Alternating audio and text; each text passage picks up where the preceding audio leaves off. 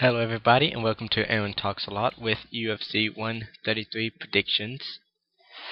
I am here to give you my predictions, of course. Anyways, this is our first bout of the evening, I think. I don't know which order they're in, but yeah, I'm just going with what it is in order on this website. Anyways, we got Mike Brown versus Nam Fan. Mike Brown definitely has the experience, hasn't fought in a while. Nam Fan fought Leonard Garcia in his previous bout. Lost by decision, even though I think he won. So did basically everybody there that watched the fight thought he won. He still was given the money, the award bonus for fight of the night. But he has some deadly body shots, deadly hands, pretty decent power for his weight. Um, Mike Brown, I don't know much about him. He hasn't fought in a while, that's all I know. Um, I think Nam Fan could probably beat Mike Brown, and I'm just gonna um name something. I think Nam Fan would catch Mike Brown with a pretty big body shots in the second round, and Mike Brown would just have enough of it and get Nam Fan TKO body shots second round. Next fight, we got Johnny Hendricks versus Mike Pierce. Johnny Hendricks 10-1, Mike Pierce 12-3, same weight, almost the same height. Johnny Hendricks has a 1 inch height reach. 1 inch reach. 1 inch taller. Yeah. Um, I don't know much about these fighters, but I would give it to Mike Pierce. TKO first round.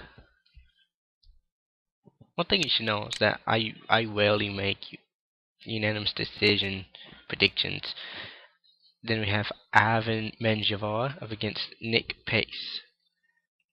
Ivan Menjivar, pretty good fighter. Mike Pace, don't know him. It actually kind of looks pretty creepy. um, I am going to give it to Mike Menjivar, unanimous decision over Nick Pace. Yeah. Then we have Dennis Hallman versus Brian Ebersol. I don't know. Brian Ebersol. Ooh, wait, never mind. Dennis Hallman, definitely the more experienced fighter. Brian Ebersol, pretty good experience. Looking at the record, I'd say Dennis Hallman probably is the better fighter. I don't know who he fought, but he has a huge, probably the best record in the UFC. Probably MMA. I don't know. Or it could be one day. It could be Fedor Emelianenko. I don't know how to pronounce his last name. That is, if he wins his next bout. I think if he loses, he might get cut and quit MMA, UFC. I don't know, but I'm giving this to Dennis Hallman, TKO second round. Next fight, we got Chad Mendes versus Ronnie Yaya. Chad the Money Mendes 10-0. Ronnie Yaya. Ronnie Yaya is actually a pretty good fighter. Um, Chad Mendes is of course a good fighter too. But for some reason, I have a feeling that Ronnie Yaya would take this fight submission first round. That's my predictions. That's my prediction. Next fight, Ronnie Yaya, yeah, wins. Vladimir the General Matthew What the hell? I never noticed that. Vladimir General Matyushenko up against Alexander Gustafsson. Vladimir Matyushenko coming off a TKO victory in his last fight, even though he did lose to John Jones. Alexander Gustafsson. I don't know that much about this guy, but I do know enough about this guy to know that I probably think Vladimir Matyushenko would win knockout. I give it second round. And here we have Roy McDonald against Mike Pyle. The Waterboy McDonald came off of a decision victory over, I believe it was Nate Diaz, with some. Wait, yeah, it was Nate Diaz with some pretty good slams in the third round. Three slams in a row. I believe he dropped him on his head and shoulder on all three of them. I believe Royal McDonald would win this by submission second round or unanimous decision. Up next, we have George Rivera up against Alessio Sakara.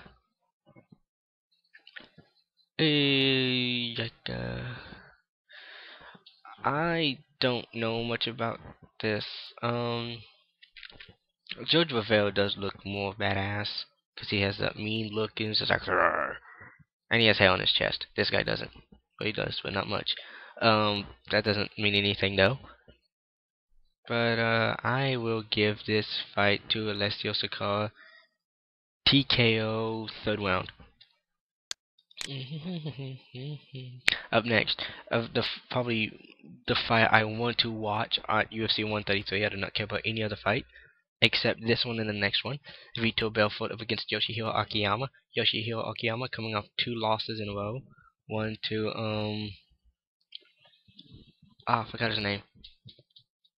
Not Chris Lieben. I know he lost to Chris Lieben because I watched Chris Lieben knock out Wanderlei Silva. Dan Henderson, I think. That's who it is. I think it is Dan Henderson. Vitor Belfort coming off a loss against Anderson Silva with the front kick. Actually, no, the front kick didn't knock him out. It stunned him. The follow-up punches is what knocked him out. So therefore, I do not think he won by knockout by front kick.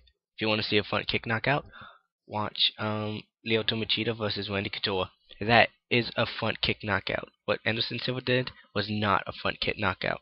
That he just hurt him. But yeah, Yoshihiro Akiyama, pretty good striker. He lands a lot of punches, not that many powerful ones though.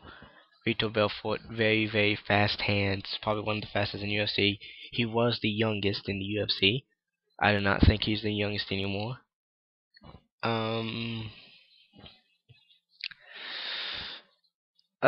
don't know. If this is to go the distance, I think Yoshihiro Akiyama could take the decision if it goes the distance. Or Yoshihiro Akiyama could submit Vitor Belfort. But if anybody's going to get knocked out, it would be Yoshihiro Akiyama because his hands are just not that powerful. I mean, they're not as powerful as Vitor Belfort's. So if anyone's going to get knocked out, it would be Yoshihiro Akiyama. Any other win would be from Yoshihiro Akiyama. The only way Vitor Belfort could win, I think, is if he actually knocks Yoshihiro Akiyama out. So, I'm giving it to Yoshihiro Akiyama. And up next, we have Ace Franklin up against Antonio Rogério Nogueira. Nogueira coming off a two loss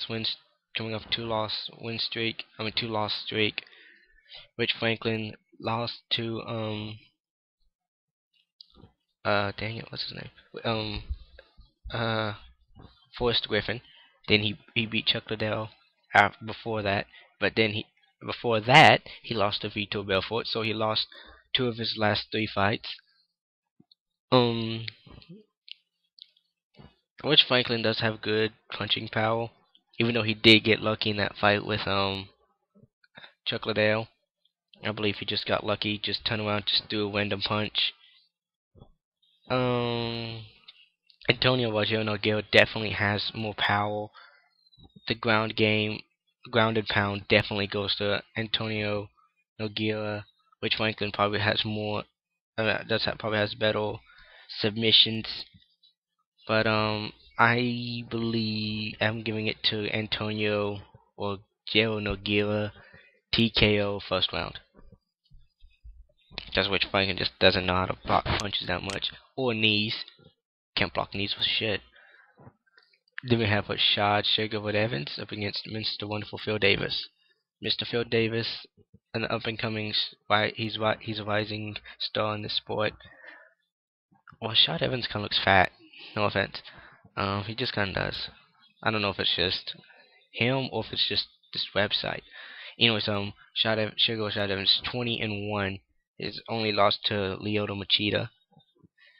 Phil Davis, I don't know anything about. Other than, I think he won his last fight TKO. No, I think his last fight was against Nogueira. I do not know.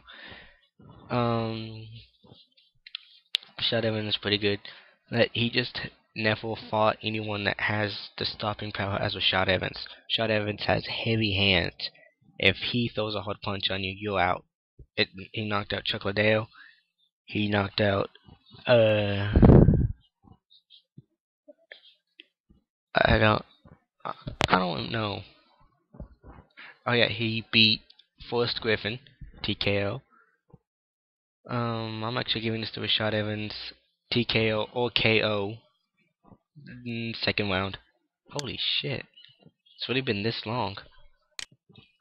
Notice. Anyways, yeah, those are my predictions. In fact, this might be my longest video. Those are my predictions for UFC 133. Rashad Evans versus Phil Davis. So, yeah, that's it. Good luck, and I hope you enjoyed the video.